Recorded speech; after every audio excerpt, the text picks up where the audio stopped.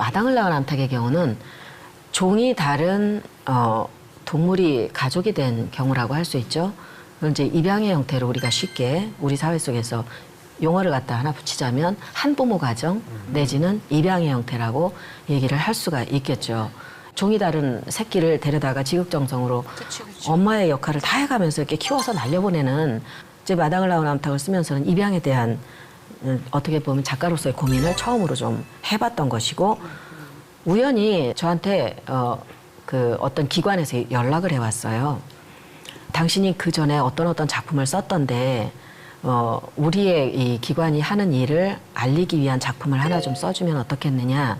그게 이제 위탁 가정 지원 시스템이라는 것이었어요.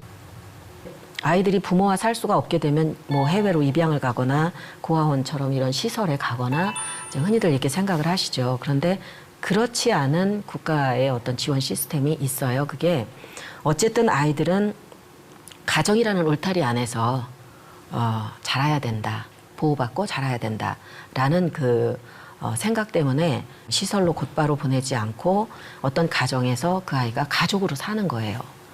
이제 친생부모가 준비되기 전까지 보호를 받는 거죠. 학교도 다니고.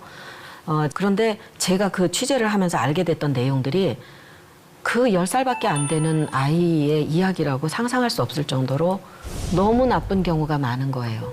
차마 활용을 할 수 없을 정도로 최악의 나쁜 상황들이 너무 많더라는 거죠. 그래서 고민이 굉장히 컸어요. 과연 이런 취재 사례들을 가지고 이야기가 가능할 것인가, 못할 것 같다. 그래서 그쪽에서 그럼 이걸 좀 보세요. 그럼 이것 좀 보실까요? 하면서 여러 가지를 이렇게 줬습니다. 근데 역시나 이제 외국 사례는 우리하고 딱 맞지 않는 지점이 있었고 우리 사례는 들으면 들을수록 머리가 어지러웠어요. 너무 끔찍한 일들이 많았기 때문에 믿지도 않을 것 같았어요. 그대로는 안 될 것 같았습니다. 이걸 쓸 수 있겠다라고 생각을 했던 딱 한 가지가 있었어요. 그거는 사회복지사가 지나가면서 하는 말 같은 거였어요. 어떤 아이가 이제 파양이 자주 되는 거죠. 위탁 가정에서도 이제 잘 있지 못하고 무슨 문제 때문에 이 집 가고 저 집 가고 이제 이런 상황들이 이렇게 생기는데 그 아이가 자기의 몇 개 안 되는 물건을 비닐봉지에 넣어가지고 다닌다는 거예요. 근데 이제 어떤 기회에 너 뭐 갖고 싶어? 이렇게 물어봤는데 이 비닐 가방 이렇게 비닐봉지에 넣어갖고 다녔다 그랬잖아요. 바퀴 달린 가방이 갖고 싶다 그랬어요. 저는 그 말이 너무 가슴이 아팠어요. 나도 좀 집이 있었으면 좋겠어요. 뭐 이루어지든 안 이루어지든 그런 말도 아니고 세상에 그 몇 개 안 되는 그 자기 물건을 안전하게 담아가지고 이 집에서 저 집으로 갈 때 안전하게 가지고 가고 싶어서 바퀴 달린 가방이 소원이라는 게 말이 돼요. 저 얘기를 해야겠다. 그래서 비닐봉지 하나와 끌고 다닐 수 있는 바퀴 달린 가방 요거 때문에 이야기를 하나 생각을 해보게 됐습니다. 그래서 믿음이라는 아이와 소망이라는 아이를 등장을 시켰습니다. 믿음이라는 아이는 사례 중심이라기보다는 제가 상상의 여지를 위해서 끌고 다니는 가방, 바퀴 달린 거, 그거와 봉지 속에 뭘 넣으면 좋을까? 이제 그 아이가 소중하게 생각할 만한 게 뭐가 있을까? 요 정도를 이제 상상을 하기 시작하고 나머지는 만들면서 거기에 소망이라는 아이가 나오는데 어머니가 이제 중국인이셨고 아버지는 누군지 몰랐다 그래요. 그런데 이 아이가 위탁 가정에 맡겨졌는데 이제 정기적으로 엄마를 만나요. 아이를 포기한 게 아니기 때문에 엄마를 만나러 나가는 날이 되면 문제를 일으키는 거예요. 배가 아프다든지 머리를 찢는다든지 이렇게 만나지 않으려고 하는 행동들을 하는데 엄마가 무슨 나쁜 사람이냐? 그건 아니고 상황이 어쩔 수 없어서 너무 어린애는 일하면서 보살피기가 어려우니까 언니는 남겨두고 동생만 데리고 얘만 보냈던 거죠. 그러니까 이거에 대한 상처가 너무 컸던 거예요, 얘는. 그래서 반항을 하는 것이기도 하면서 또 끝없이 몰래 숨어서 지켜본대요. 이렇게 엄마가 와 있는 거를 이렇게 또 숨어서 이렇게 본다는 거예요. 이제 이런 게 이제 혈육이 갖고 있는 끈끈하고도 너무 깊은 상처 같은 거라고 할 수가 있죠. 자, 아이들이 그런 위탁 가정에서 이렇게 살다가 친부모를 만나면 어떨까요? 좀 나이에 따라서 다를 것 같은데 친부모를 만나고 싶은 마음이 더 클 것 같아요. 지금 부모님도 부모님이지만. 실제로요, 제가 취재 사례 중에 하나이기는 한데 아빠가 수감 중이었대요. 이제 아빠한테 편지도 쓰고 정기적으로 이제 면회도 가고 이렇게 하면서도 아빠가 이제 그 출소를 할 때가 되니까 애가 고민이 너무 커진 거예요. 나 그 아버지랑 또 살아야 되나? 아빠랑 그 집에서 옛날처럼 그렇게 살아야 되나? 이 고민을 끝도 없이 하더래요. 애들이 불안 증세로 없던 증상들이 이렇게 생기는데 심지어 어떤 아이는 서서도 오줌을 싼대요. 그러니까 너무 불안하니까 너무 안타까웠어요. 제가 입양에 대한 그 문제를 고민하기 시작한 것이 11살의 가방을 쓰기 훨씬 전이에요. 이 문제에 대해서 고민을 할 수밖에 없는 사건이 저한테 하나 생겼습니다. 아주 오래전에 스위스에서 우리나라 책을 전시한다는 얘기를 듣게 됐고 마침 그쪽으로 가는 일이 있어서 그 스위스에서 어떤 책들을 어떻게 전시를 하나 궁금하잖아요. 거기를 갔는데 많지는 않았어요. 한국의 그림책 중심의 전시를 하고 있었습니다. 그거를 이렇게 보다가 여러 가지 대화를 나누다가 어떤 사람들이 여기로 이걸 보러 와요? 이렇게 물어봤습니다.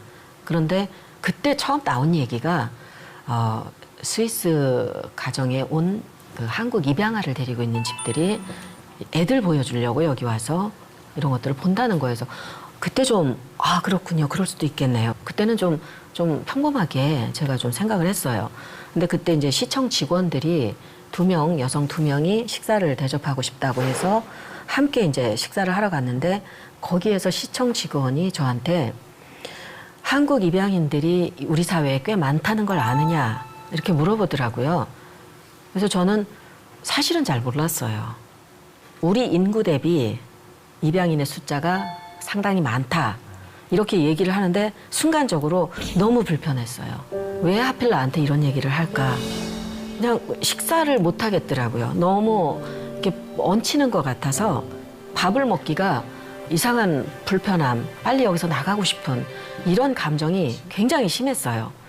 몇 살에를 얘기를 하는데 어떤 아이 얘기를 하더라고요. 아주 어렸을 때 거의 강보에 쌓이다시피 해서 온 아이가 자기한테 여동생이 있다는 얘기를 끝없이 한대요. 어머. 얘는 분명히 말도 못하는 상태의 어린 때에 왔는데 나한테 여동생이 있어요 소리를 잘하면서 그렇게 자주 한다는 거예요. 양부모도 모르는 내용이죠. 그리고 그 아이가 어떤 그림을 그리는데 그 사람은 그게 뭔지 몰랐대요.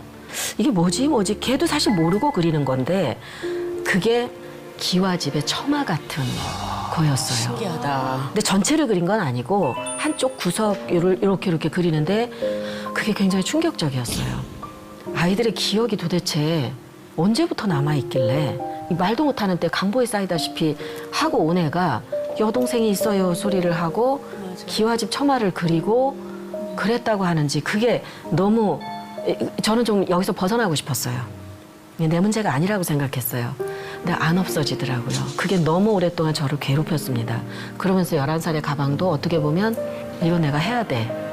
그 숙제를 푸는 것 같은 기분으로 그거를 했고 거기에 너무 많이 남아버린 사연, 사례들 이런 것들을 계속 차곡차곡 제가 가지고 있을 수밖에 없었죠.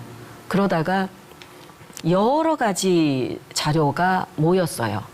그러니까 자료가 모이고 사례를 많이 알고 하다 보니까 이제는 과부하 상태가 되더라고요. 어떻게 감당을 못 하겠어요. 이걸 어디서부터 어떻게 감당을 해서 써내야 될지 순서도 모르겠고 시작점도 모르겠고 이걸 통해서 내가 무슨 얘기를 해야 될지도 모르겠고 해외 취재도 했습니다.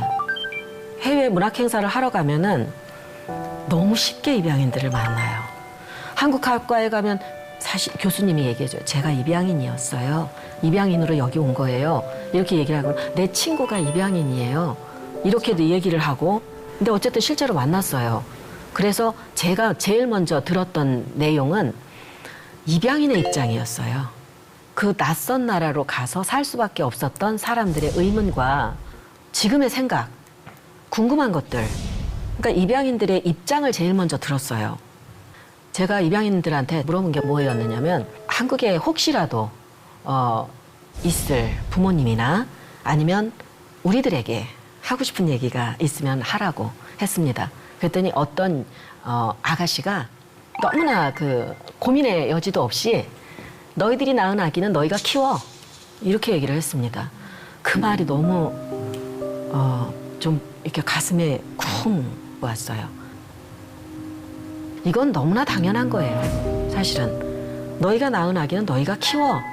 그 말은 모든 걸 다 포함하고 있는 한마디였습니다. 그래서 내가 어떤 이야기를 써야 된다면 이런 생각을 하게 하는 글을 썼으면 좋겠다.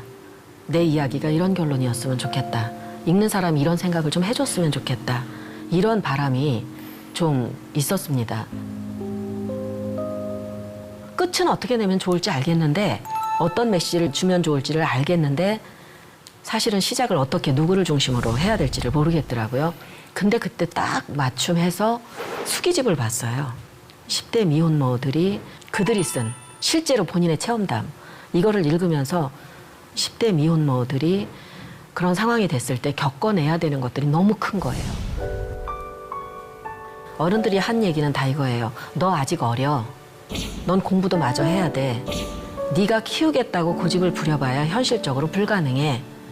이런 얘기를 하는 게 보통이었고요. 편견이 너무 심하고 모든 것들과 단절이 돼버리는 10대 미혼모를 중심으로 이런 얘기를 좀 풀어야 되겠다라고 생각하고 쓰기 시작한 게 엑시트라는 작품입니다.